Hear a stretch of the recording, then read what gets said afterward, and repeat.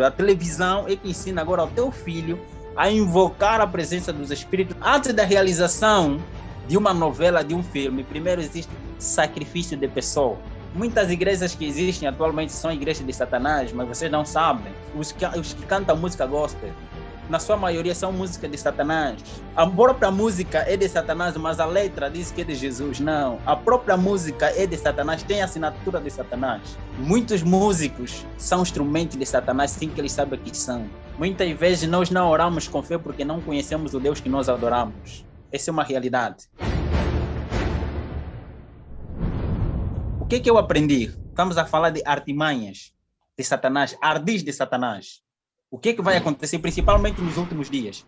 Estes fazem parte dos últimos dias. São os métodos que alguns continuam a utilizar, que estão lá, continuam a utilizar este meio, mas de forma diferente, não mais como naquela época que nós vivíamos, nos anos 90. Eu era um canal, os espíritos me usavam, eu ia na casa de pessoas que tinham filhos semelhantes, que tinham minha idade. O que eu fazia lá? Eu ensinava essa criança, como eu, que tinha a mesma idade que eu, como essa família era consagrada, até as crianças também eram consagrados, e era difícil acesso aos espíritos lá. Então, eu como membro, como filho, como pessoa, Deus utiliza a pessoa para conquistar outra pessoa. Satanás também utiliza a pessoa para conquistar outra pessoa.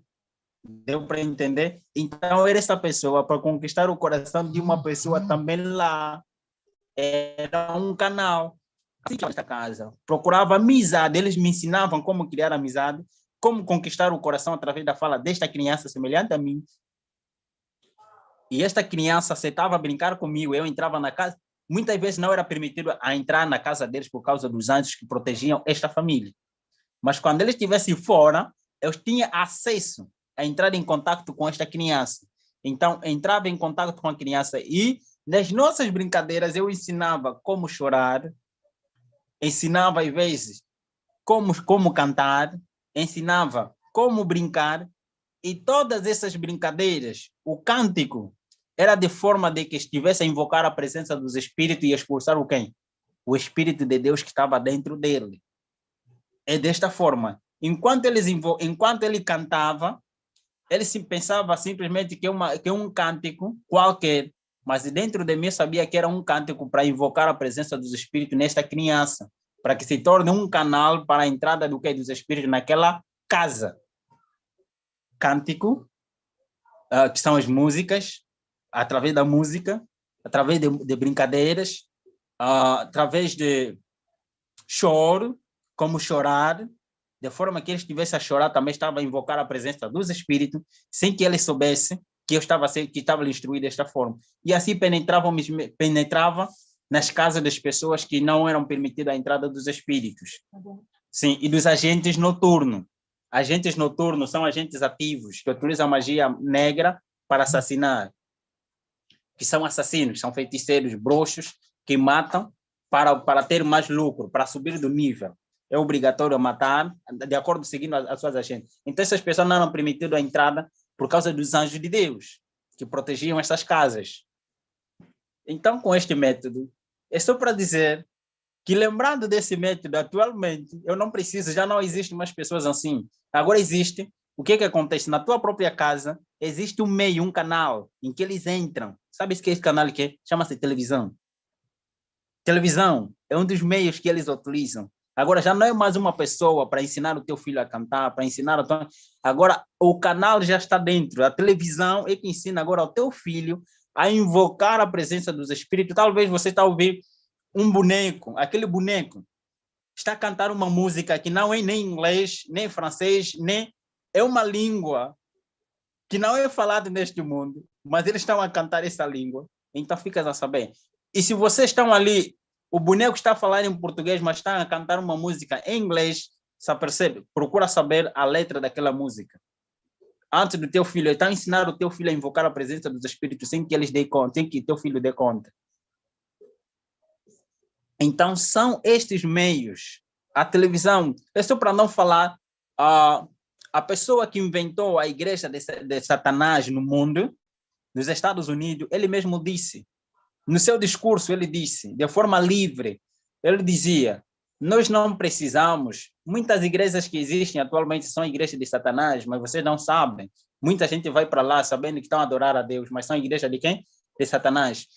E eu não preciso que você veja na minha própria igreja, porque a igreja de Satanás está na tua própria casa. A televisão é um meio que nós utilizamos para a entrada dos espíritos nas vossas casas. Sério ou não? As novelas, antes da realização de uma novela, de um filme, primeiro existe sacrifício de pessoa.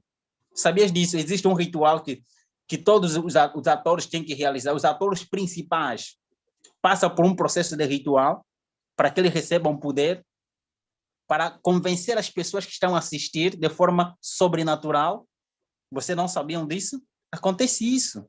Você não acompanha um capítulo, aquele desejo que vai nascer dentro de si para acompanhar mais outro capítulo, aquela ansiedade de você ter para acompanhar mais outro capítulo, são os meios que Satanás utiliza, são os meios que os demônios dão, é um poder que os demônios dão a esses teatros, eles amaldiçoam. Nós chamamos de maldição, mas eles abençoam, ok? Para eles se abençoar, eles abençoam. Para que os espíritos utilizem os seus poderes para conquistar corações. Acompanhar, mesmo não querendo, você vai ver. Mesmo não querendo ver, você vai ver o primeiro capítulo, vai te dar ansiedade de ver o segundo capítulo. Vai te dar sempre a vontade de acompanhar aquilo, vai criar dentro de si um desejo. Quem cria são os espíritos. Você não quer ver, mas és obrigado a ver por causa do desejo que está nascendo dentro de si. Eles criam esse desejo. Filmes, a mesma coisa. Músicas, a mesma coisa. E outras coisas também. Os músicos, músicos gospel, está a referir músicos gospel, os que cantam música gospel, na sua maioria são músicas de Satanás. A própria música é de Satanás, mas a letra diz que é de Jesus. Não, a própria música é de Satanás, tem a assinatura de Satanás. Nós aprendemos eu aqui aprendi de como conquistar a melhor forma em toda a sociedade, em todo o mundo. Uma música que eu vou realizar, uma música que eu vou cantar aqui, de forma extraordinária, vai conquistar o coração de todo mundo. Não importa se você fala português, fala inglês, fala espanhol, fala alemão, não importa que língua você fala. Mas a música que eu escrever vai conquistar o teu coração, não importa onde você estiver. A melhor forma de transformar a mente, de transformar o pensamento e o sentimento em frações de segundo é através da música. Você sabia disso? Com uma música, eu posso destruir aquilo que você aprendeu durante anos. Em frações de segundo, da música que você vai ouvir, se você prestar muita atenção e ceder, não ter o domínio próprio, que é o apetite, não ter o domínio próprio, você vai se perder em frações de minutos daquilo que você aprendeu por muito tempo. Uma vez, Sócrates disse o seguinte: deixa-me fazer uma música para uma nação e não importa quem faz as leis desse país. Se eu fazer uma música, não importa a jurisprudência, não importa a Assembleia, aqueles que fazem as leis, a Casa das Leis, não vai importar. Esta música vai destruir tudo que eles vão fazer. Simplesmente assim. A música é um meio muito extraordinário que Satanás utiliza para transformar pensamentos e sentimentos em frações de segundos. Quando vejo os músicos gospels atualmente, e eu lembro da experiência que nós tivemos, como fomos ensinados a cantar, a formar músicas, e como vi a manifestação do voodoo, talvez já ouvi falar de voodoo, aqui nós em África, a manifestação dos espíritos através da música, dos instrumentos a serem tocados para a invocação da presença dos espíritos. Isso é que eu vejo nas músicas gospels. A letra diz Jesus, mas a música em si, estamos a referir a música e ciência.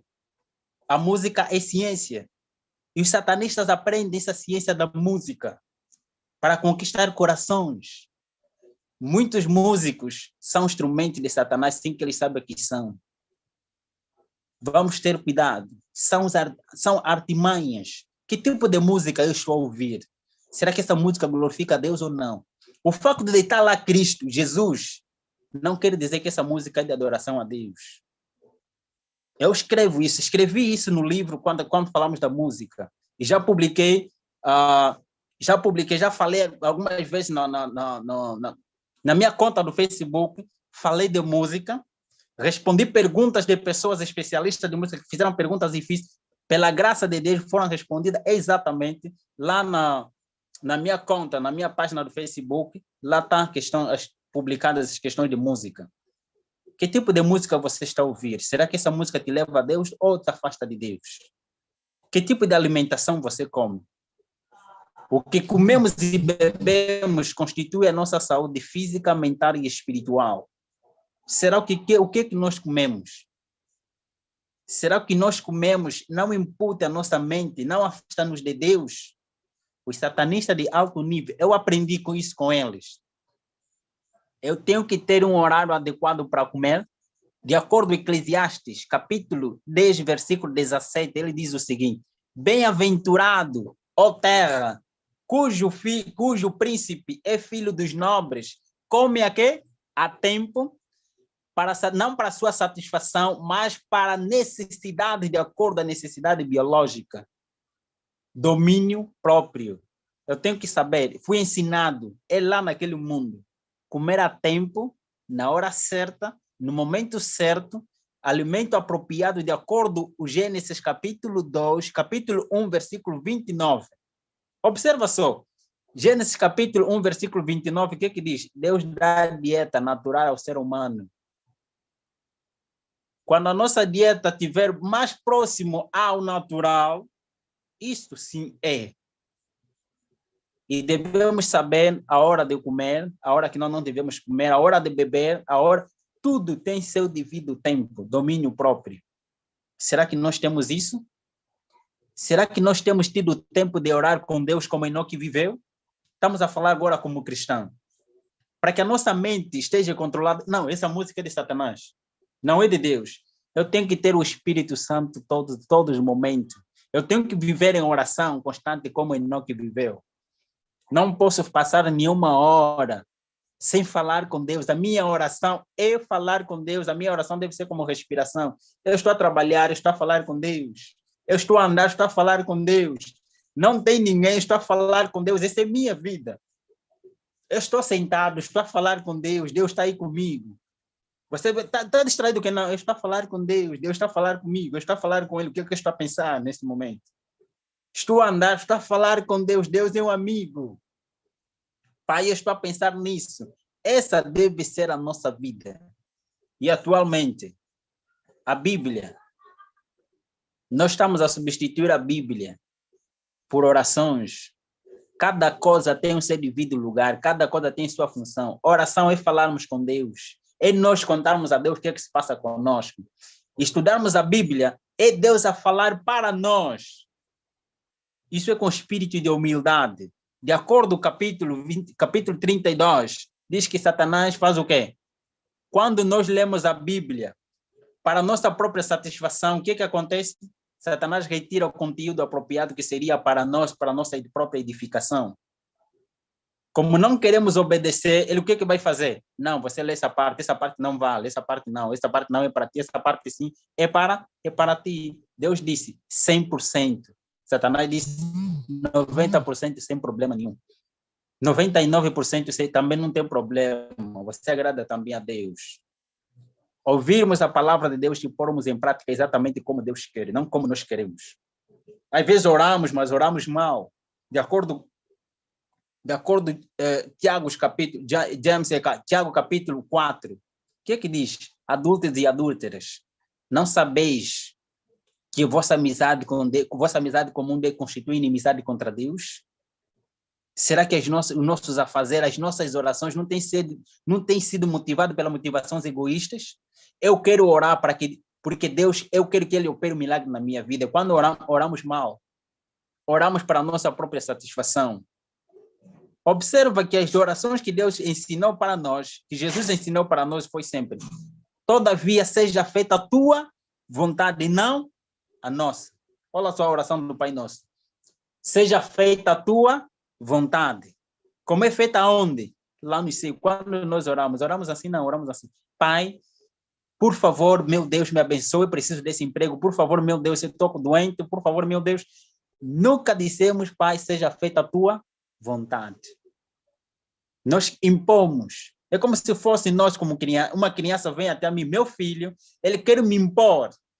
Em vez de pedir favor, em vez de pedir com respeito, ele começa a me impor. Pai, eu quero comer. Pai, eu quero comprar o caderno. Pai, me dá o dinheiro para comprar o caderno. Se o papai não me dá, começa a ameaçar. O meu filho, quando começa a me ameaçar, o que vai acontecer? Como pai, está a pedir algo que é necessidade, sem respeito, e se tiver alguém ali, o que vai acontecer? Teu filho não tem respeito, como é que você vai lidar se ele não tem respeito?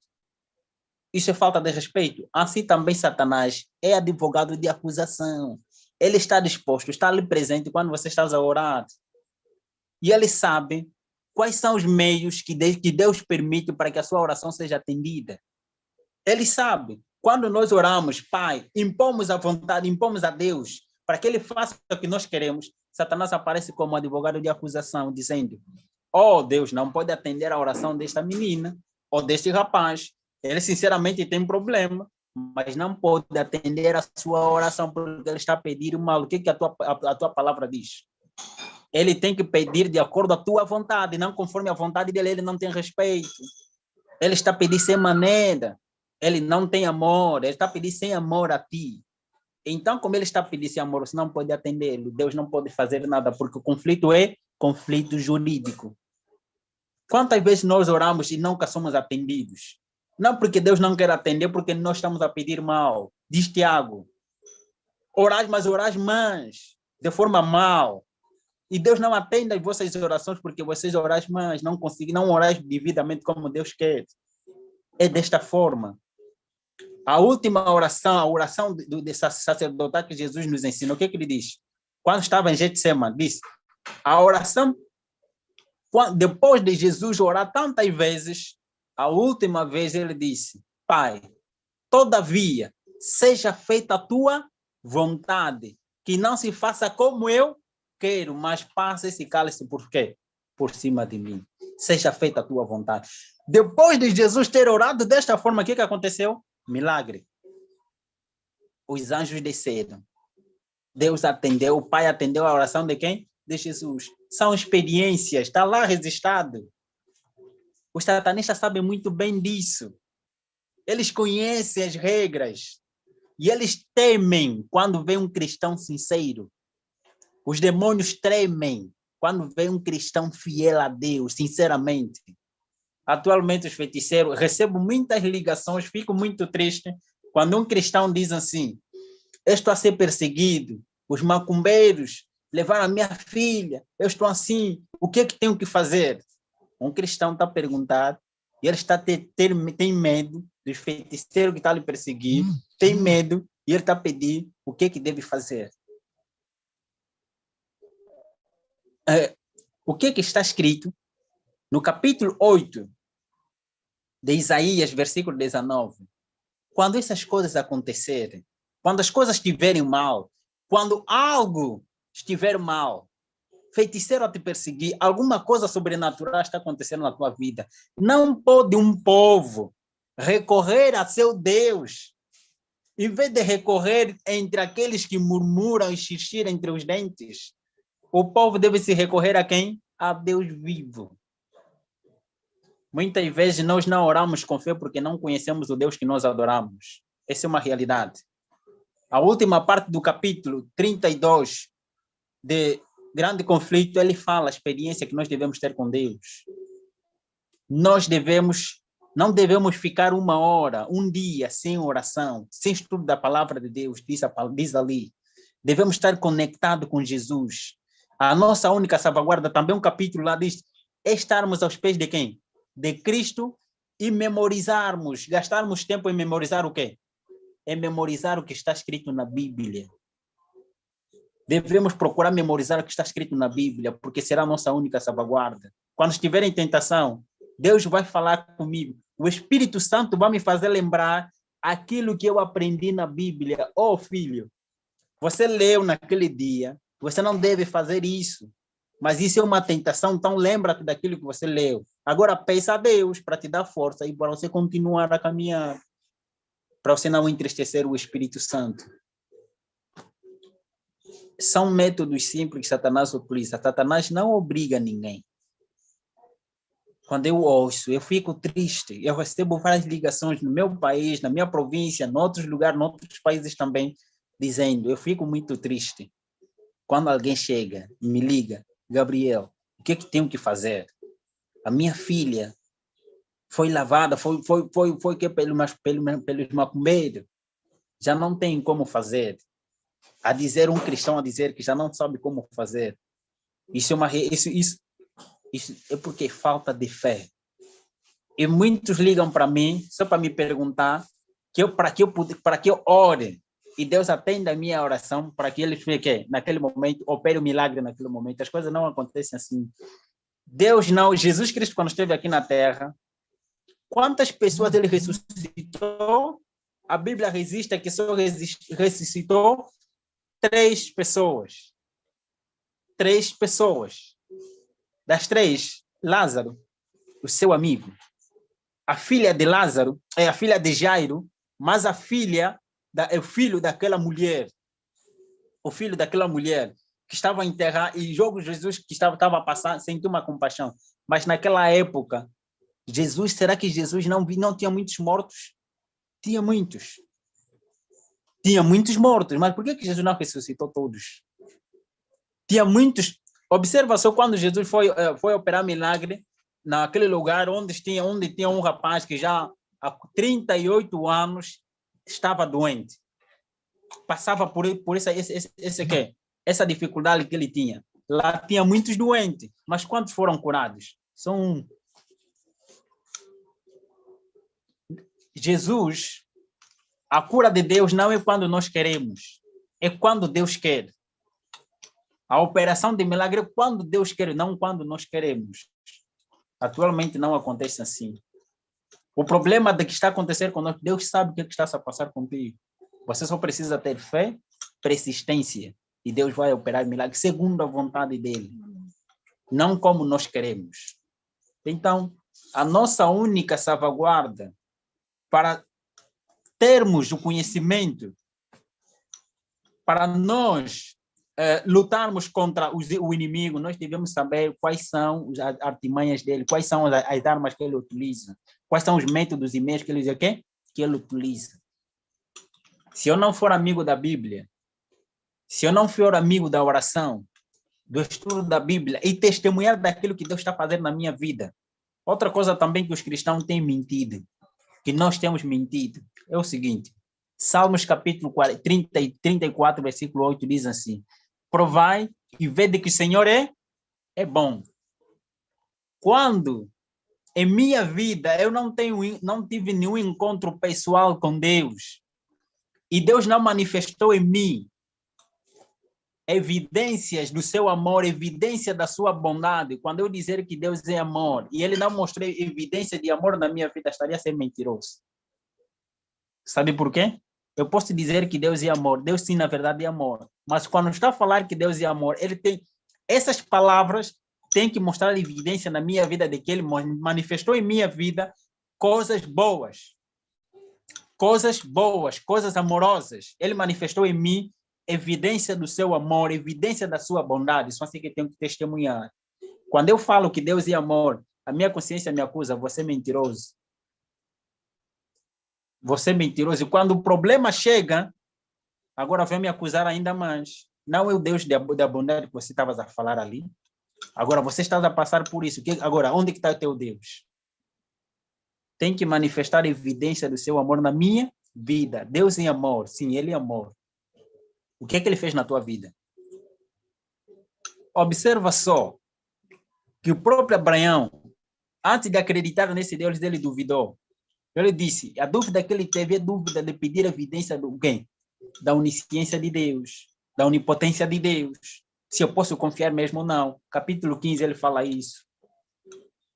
O próprio filho, o próprio neto de quem? Jacó, também quando estava a caminhar, depois de ter a visão, Deus já lhe abençoou, já lhe prometeu, mas ainda ele disse, pedindo evidências. Se o Senhor me abençoar por onde for, Deus já lhe disse que eu vou te abençoar, mas ele disse, pediu ainda mais evidência. Se o Senhor me abençoar por onde for, eu vou fazer o quê? Eu vou te adorar. O que aconteceu? Evidências. Deus manifestou evidências. O que aconteceu? Ele passou a adorar até a última hora da vida. Este Deus que manifestou evidência na vida dele. Provai e vede que o Senhor é quê? É bom.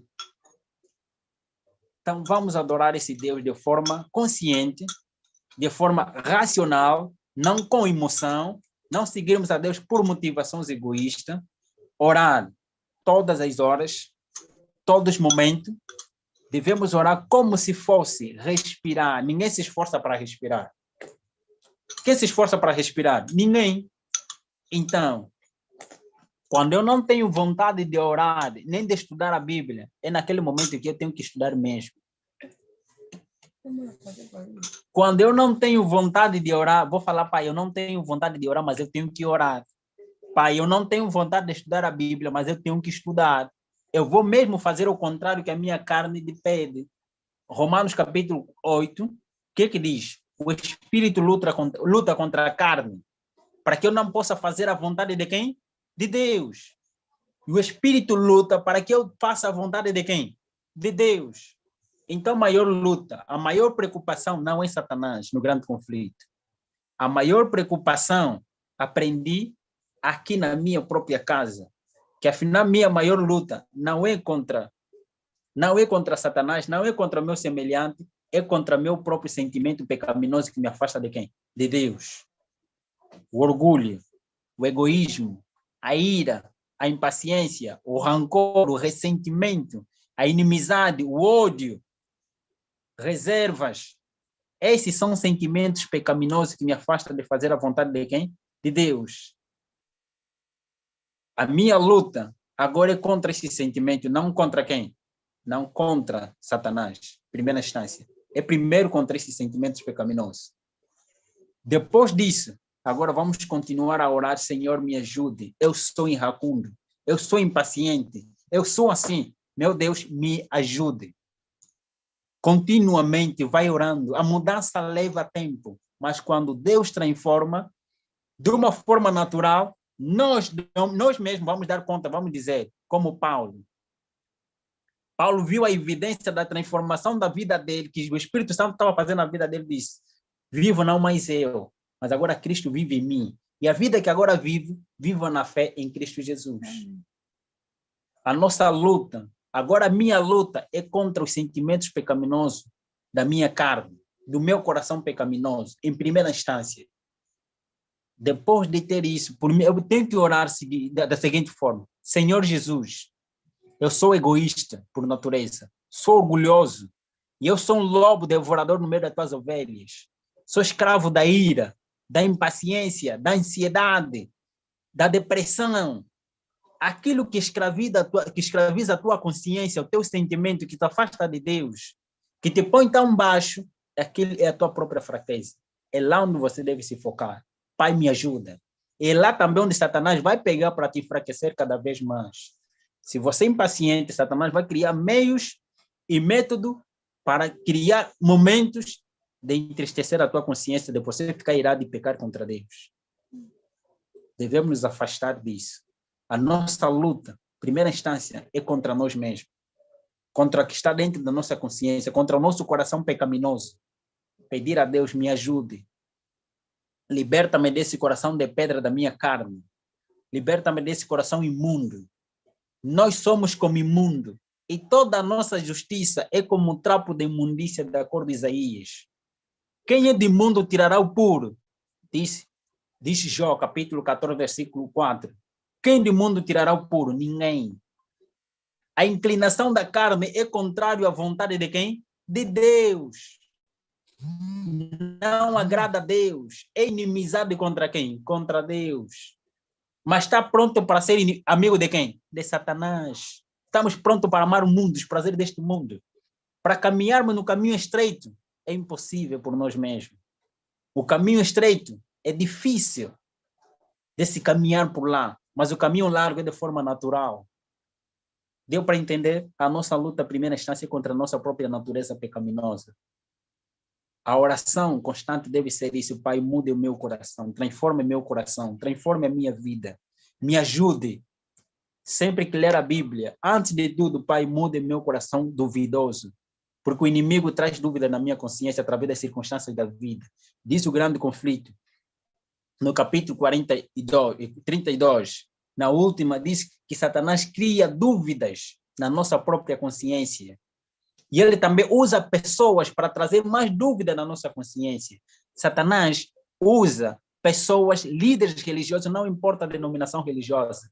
Até na igreja adventista do sétimo dia, tem pastores usados por Satanás. Tem dentro deles agentes de Satanás ativos para criar dúvida doutrinária na tua consciência. Tem homens, não sei o que estou a falar, está lá escrito. Está lá escrito. Quem leu, está escrito mesmo isso, que Satanás utiliza homens, leva homens na igreja de Deus para fazer o quê? Para criar confusão doutrinária, para confundir principalmente a pessoa que está a crescer aonde? Na fé, para destruir a fé destas pessoas, para criar dúvida. E para aquele que já está dentro, cria dúvida. Será? São isso, incredulidade. Isso que Satanás está a semear. Mas quando nós estamos firmes em Jesus, quando o nosso foco é Jesus, não são as pessoas, não o que as pessoas dizem, mas como eu sou amigo das Escrituras, primeira instância, amigo de Jesus, amigo das Escrituras, amigo da leitura de livro de teologia como Espírito de Profecia, eu sou amigo da leitura disso, amigo da oração, o pastor, o presidente da conferência, o presidente da união, o presidente da associação, o presidente da missão, pode chegar na minha igreja a falar que isso tem que ser assim. Vou falar como Pedro diz. Antes importa obedecer a Deus do que quem? Do que aos homens. Mas só vou falar desta forma quando eu tiver o Espírito Santo. E também diz que existem pessoas, um grupo de pessoas dentro da igreja de Deus que fazem o quê? Que se consagram, estudam a palavra de Deus, oram, mas o que acontece?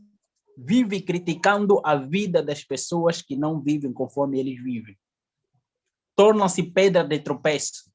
Nem eles entram, vivem criticando. São como laodiceanos.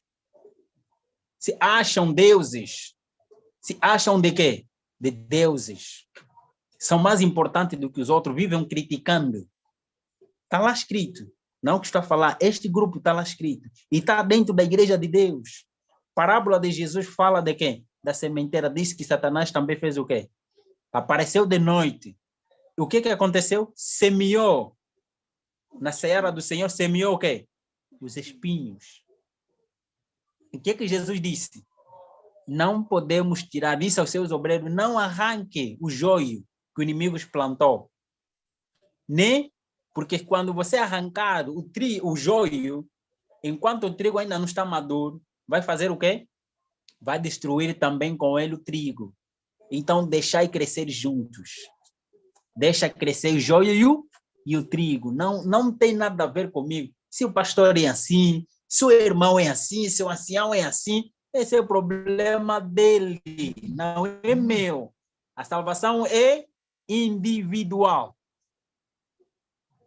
Teu marido é assim, tua mulher é assim, teu filho é assim, teu pai é assim. A salvação é individual. Deixa teu pai. Ao contrário, ore a favor dele. Somos chamados a orar a favor da pessoa. Não somos chamados a criticar no sentido negativo. Somos chamados a criticar no sentido positivo. Orar a favor e chamar-lhe atenção. Quando não queres dar ouvido, o problema é dele. Deixa o problema com quem? Com Deus. Não é teu julgar. Não é teu. Muita gente, já recebi muitas ligações de pessoas, não posso frequentar mais igreja porque o fulano de tal me falou. Porque o pastor pregou assim. Porque o ancião pregou assim. Já não posso frequentar a igreja. Agora a igreja é minha casa. Agora a igreja é meu coração. Teu coração é enganoso. Não é o que está a falar. Jeremias fala. Enganoso é o coração mais do que todas as outras coisas. Jesus, que é Jesus, aquele que era homem de Deus, que era Deus em forma humana, frequentou igreja, foi odiado pelas pessoas da própria igreja. O que que aconteceu? Fugiu? Me digam só. A Bíblia diz que Jesus saiu daquela igreja, mas parou de frequentar a igreja, continuou a frequentar a igreja numa outra igreja. E ele ensinou, quando te expulsarem dessa igreja, vai para outra. Se te expulsarem, vai andando. Pregue a palavra, mas no quê? Frequente a igreja. Quantas pessoas deixaram de frequentar a igreja porque o pastor falou, porque o ancião falou, porque o irmão falou? Porque está escrito, é um grupo. Está lá como um grupo. Existe esse tipo de pessoa. Não seja manioso, não seja mimoso. Os cristãos verdadeiros não são mimosos. Eles estão preparados para receber críticas. Estão preparados para quê? Para receber ofensas. Estão preparados para fazer o quê? Eles estão dispostos, o problema não é dele, o problema é com aquela pessoa. A salvação é individual. O marido não pode crer, não pode salvar a sua esposa, nem o filho salvar o seu quê? Nem a esposa salvar o seu quê? Seu marido. A salvação é individual. Nós estamos aqui como um casal. A salvação é individual. Eu tenho que crer para mim mesmo. E eu tenho que estudar a Bíblia para mim mesmo. Ela tem que estudar para ela mesma. A salvação também é de forma individual. E o meu filho também tem que crer. Quando já tem a idade adequada de acreditar, já sabe o bem e o mal. O problema é dele agora, não o meu. Sou obrigado a lhe ensinar o caminho que deve andar. Quando toma já a idade, o problema é dele, não mais meu. Ele é quem sabe agora. Eu só tenho que lhe orientar, filho, o caminho é esse. Quando não quer, o problema agora é dele, não meu. Muita gente recebe, minha filha, ela fez isso, tomou essa decisão, agora fica deprimida. A mãe fica com depressão por causa do filho. O problema do filho é dele, não é o teu ainda, primeira instância. Você vai morrer, vais perder a vida eterna por causa do erro do teu filho. No momento do juízo final, não será o teu filho não será quê? Não vai te defender. Você não vai dizer, não, eu me perdi por causa do quê? Do meu filho, não, ou da minha filha, não. Isso não funciona. A salvação é individual. Tua filha tem problema, teu filho tem um problema. Não se estressa. E consagre a Deus, conte a Deus, pai, o que está a passar. Entrega o problema a Deus, deixa Deus resolver. E fica em paz, peça a Deus paz. Peça a Deus paz. E vai orando. Faça o que é possível que você deve fazer. E o impossível, deixa para Deus. Isso é que viver. Isso significa maturidade com Cristo. Ter inteligência espiritual. Ser inteligente espiritual é saber os teus limites. Saber os teus limites. Saber os princípios. Quais são os teus limites? Até aqui para. Quem deve fazer, quem deve funcionar é quem? É Deus. Quem deve agir agora é quem? É Deus, não mais eu. Por os teus limites. Até o momento, talvez quando você tem um problema, eu testemunho de mim mesmo. Quando eu tenho um problema, eu oro a Deus e parece que não tenho um problema, porque o problema está nas mãos de Deus. Eu fico nas calmas, parece que não tenho problema, porque eu peço paz de quem? A Deus, está escrito. João capítulo 14, versículo 27, o que é que diz? Dou-vos a paz, a minha paz vos dou, não como o mundo a dá, não se turbe o vosso quê? O teu coração. Não é assim que diz. Entrega o teu problema nas mãos de Deus. Confia que Ele vai resolver. Como um filho, confia na sua mãe, no seu pai, que o meu pai vai resolver o problema que eu tenho. Eu quero um caderno, porque o meu caderno terminou e o professor pediu para comprar caderno. Eu chego no meu pai, na minha mãe, pai, o professor pediu para comprar o caderno. Eu vou ficar descansado, porque eu sei que não trabalho. Quem trabalha é minha mãe e meu pai. Quem vai pagar é meu pai e a minha mãe. A criança fica descansada, só vai cobrar. Pai, o caderno. Pai, o caderno. Mãe, o caderno. Nem isso que acontece. É isso. Nós também devemos, Jesus nos ensinou isso. Filho, quando você quer uma coisa no teu pai, faça o quê? Persistência. Você tem que persistir como aquela criança, como aquela mulher que batia, que seguia tanto um rei cruel, que não aceitava fazer justiça, de tanto ser incomodado, o homem fez a justiça, não porque ele queria, mas porque não queria ser incomodado pela mulher. Jesus disse, façai também isso com vosso pai. Devemos persistir. Pai, eu tenho um problema, o problema é esse, eu não tenho pão em casa, o dinheiro acabou, não tenho nada na conta. E o Senhor disse que devo confiar, então o Senhor é meu pai, eu não tenho nada. O meu filho está a me pedir, a minha mulher está a me pedir, e eu não tenho nada em casa. Não temos nada, eu estou a esperar em ti. E eu vou esperar, vou fazer o que eu devo fazer, esperando que ele opere milagre sobrenatural, porque já está fora do meu alcance. E eu fico descansado, esperando que Deus opere milagre. E ele opera milagre na hora dele, exatamente, testemunho do que eu vivo. Deus opera milagre em momento certo. Eu já tive um momento, não tinha comida em casa, a comida acabou, não tinha nenhum kwanza na conta, zerada, e a mulher estava a dizer que não tem comida em casa, só estava a incomodar. Você sabe como o homem sabe como é que a mulher incomoda quando você não tem, o que acontece? A mulher não quer saber se você não tem ou não, ele sabe que você tem, vai se virar. Então, eu como homem, o que eu vou fazer? Pai, a minha mulher não sabe que eu não tenho nenhum kwanza. E o senhor sabe que eu não tenho nada. Então, faça uma coisa, faça alguma coisa. Eu fico relaxado. A minha mulher testemunha quando tem um problema. Eu fico relaxado, parece que não tem um problema. Ela fica, você não está a ver que estamos a passar? Não, eu fico nas minhas, porque eu confio, deixei o caso a quem? Ao Deus do universo, ele vai resolver segundo a vontade dele, eu espero nele. E as coisas passam. Depois, o milagre acontece. E ela nem sabe. Você, como marido, sabe que quando acontece, quando aparece, você só entrega. E ela não quer saber como é que acontece, como é que surgiu, onde você fosse tirar. Ela só teve, tá bom, ela recebeu. É desta forma. Devemos depender de Deus, confiar em Deus. Confiar, uma coisa é crer, é fé, significa acreditar. Mesmo quando as coisas não vão ao nosso quê? Ao nosso favor. E fidelidade é permanecer fiel a Deus, mesmo quando aquilo que nós pedimos não aconteceu exatamente como nós queríamos. É permanecer fiel a Deus, de que Deus é Deus. Deus é amor em todas as circunstâncias. Morrer ou viver, Deus é Deus. Deus é meu Deus. Ele nunca vai deixar de ser meu Deus e ele nunca vai deixar de ser meu Pai. Então, todavia, faça a tua vontade. É desta forma, é exatamente assim. Devemos aprender a viver para derrotar o inimigo. Estamos em comunhão com Deus constantemente. Sermos amigos de Jesus. Existem, às vezes, pessoas que não conhecem a Deus que adora.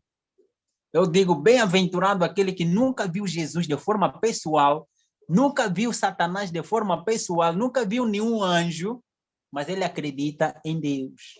É bem-aventurado. Diferente de mim, que convivi, vivi, depois vi com meus próprios olhos, sem ninguém me dizer. É muito diferente. Bem-aventurado você que acredita nesse Deus, que ele existe. Bem-aventurado você que acredita que existe um inimigo visível, porque ali diz, no grande conflito, diz, nesse mesmo capítulo que acabamos de ler, diz que ele também usa pessoas para fazer o quê? Para não acreditarem na existência dele. Quando as pessoas disserem que ele não existe, melhor para ele. Não existe Satanás, não existe Deus, melhor para quem? Para ele, porque ele vai agir sem que as pessoas percebam que ele existe. Ele existe de forma pessoal. E ele é um anjo mais bonito, mais belo. Até agora, a imagem da sua criação não foi retirado nada. A sua aparência não foi retirado nada. Continua a ser um anjo de luz. Aquelas imagens que você vê nas mídias, nas fotografias, não é nada. Ele é belo. Ele é belo. É belo. Mas quando eu vi a imagem de alguém sendo homem, não tendo aquelas características de um anjo, como os anjos caídos que conviviam comigo, nem como a característica de Lúcifer, mas emitia luz, e o seu ser era diferente, Se um dia você ver, um dia desse veremos a Jesus face a face, você que nunca viu, um dia vai ver isso. De forma, só a aparência dele, você já se apaixona com ele. Sem falar nada. O ser mais cortês do universo é ele. Aprendi isso com ele quando vi. Alguém extraordinário, é mesmo extraordinário. Na fala, a sua forma de falar, a sua forma de pensar, a sua forma de interagir com a pessoa com quem está a lidar, é amoroso, é mesmo amor em pessoa. É misericórdia em pessoa. Alguém a quem você combateu a te dizer, eu te criei para algo melhor. Tenha paz. São palavras amorosas, diferentes do que eu aprendi e do que eu habituei a conviver com aqueles anjos. A experiência sobrenatural é algo diferente. Mas vivenciar não é fácil. Depois disso, não foi fácil. Às vezes as pessoas me dizem, Gabriel, como é que você está depois de Cristo? Como é que você... Não, é o seguinte, é mais fácil. É mais fácil você que nunca tivesse uma experiência semelhante de coisa sobrenatural do que você que passou. A minha luta é superior do que uma pessoa normal, porque eles atacam e eles não descansam. A tentação também é diferente. Então eu conto daquilo que Deus fez na minha vida. Depois do meu encontro com Cristo, a luta continua. A luta continua. Já estava para desistir, já estava para desistir. As circunstâncias da vida são ser humano. São ser humano. Mas Jesus me apareceu a segunda vez. Me lembro quando eu estava mesmo mal, 5 anos doente, acamado, sem fazer nada. Estava com uma doença crônica. Eu estava para desistir. Deus usava até minha sobrinha para cantar por mim. E a última vez, quando eu estava a dizer que já vou morrer, antes de contar a história, ele disse, apareceu para mim pela segunda vez. Foi a última vez que ele apareceu de forma pessoal para me consolar. E ele apareceu para me consolar. Filho, não estás só. Eu te prometi que em todos os momentos que clamarem pelo meu nome, eu lá estarei. O facto de você clamar e pedir alguma coisa e não receber não quer dizer que não estou contigo. Eu estou contigo. Mas estamos num grande conflito. Você sabe a realidade. É mais fácil quando você sabe, mas no momento das circunstâncias da vida, quando tudo está apertado, as coisas às vezes que nós sabemos procura quem? Desaparecer, dúvida surge. Dúvida é de forma natural, vão surgindo. E Jesus veio retirar isso da minha consciência. Filho, estou contigo. Isso faz parte. São experiências para você um dia contar. E para mostrar que você é homem, precisa de quem? Da minha graça. Nós precisamos constantemente da comunhão de Deus, com Deus.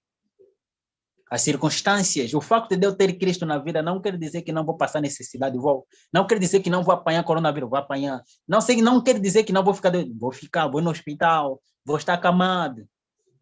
Mas Deus estará contigo na cama. Ele vai estar contigo em todos os momentos que você clamar. Ele estará lá. Não para satisfazer os teus desejos, mas Ele estará lá. Que ainda, morrendo ou viver, Ele estará contigo. Morrer será com Cristo, viver será com Cristo. É lá onde aprendi, pelas práticas. É na vida prática, não teoria. É Filipenses capítulo 4, versículos 3. Eu sei em quem eu tenho crido. Não falo isso por necessidade, diz Paulo, mas eu aprendi a conviver. Aprendi a confiar em Deus. Em meio às necessidades, em meio à abundância. Quando tenho fome e quando não tenho, eu aprendi a confiar em Deus. Quando estou doente e quando estou saudável, eu aprendi a confiar em Deus. É isso que Deus pede para nós, termos experiência semelhante a este. Não basta ter um encontro com Cristo. Isso não basta. Devemos ter um encontro com Cristo diariamente. Vou contar a experiência de alguém que conviveu com Jesus pessoalmente por muito tempo, mas perdeu-se. Vocês conhecem Judas Iscariotes. Viveu com Jesus por muito tempo. O que aconteceu? Ele perdeu-se no final. Não basta ter um encontro com Cristo. Não basta estar com Cristo. Pedro estava com Cristo. Ele estava diante de quem? De Jesus. No momento, ele glorificou a quem? A Jesus. Mas no outro momento, o que Jesus disse? Sai-te daqui, Satanás. Ele disse a Pedro. Não disse isso a Pedro? Sai-te daqui, Satanás. Será que Pedro era Satanás? Não. Satanás estava a usar Pedro, que estava diante de quem? De Jesus. Não basta estarmos ao lado de Jesus. Satanás pode nos usar como instrumento, mesmo estando ao lado de Jesus. É só para darmos a entender. É para buscarmos. Pedro dizia, eu não vou te trair, eu nunca vou te negar. Falava com a boca, mas quando chegou o momento, o que aconteceu? 3 vezes, Pedro, você vai me negar. E ele negou ou não negou? 3 vezes, galo cantou. Ele arrependeu-se, humilhou-se, pequei contra Deus, diferente do outro. Então, não basta estudarmos a Bíblia e orarmos, é andarmos com Jesus diariamente. É deixarmos que Deus seja o dono da nossa vida, da nossa mente, dos nossos pensamentos, dos nossos sentimentos. Quando o pensamento está aí contrário, eu aprendi a educar a minha mente. Eu li o livro, recebereis o poder, uma meditação. Ali fala da transformação da mente. Como educarmos a nossa mente, a estarmos aqui, disciplinar a nossa mente, disciplinar os nossos pensamentos, disciplinar os nossos sentimentos. É um processo muito longo. Levou-me muito tempo para disciplinar a minha mente, pela graça de Deus. Mas agora eu posso dizer, quando o pensamento negativo está a dizer, eu falo, Deus, olha, esse pensamento não é de ti, não glorifica o teu nome, ajuda-me. Isso é ter domínio dos nossos pensamentos, dos nossos sentimentos. É um estudo, leva tempo. Vamos adquirir desta forma. Educarmos a nossa mente, amar a Bíblia, educar a nossa mente, amar a Bíblia, amar o momento da oração, amar o momento do culto com Deus, amar o momento mais solene de estarmos em comunhão com quem? Com Deus. Devemos educar a nossa mente desta forma.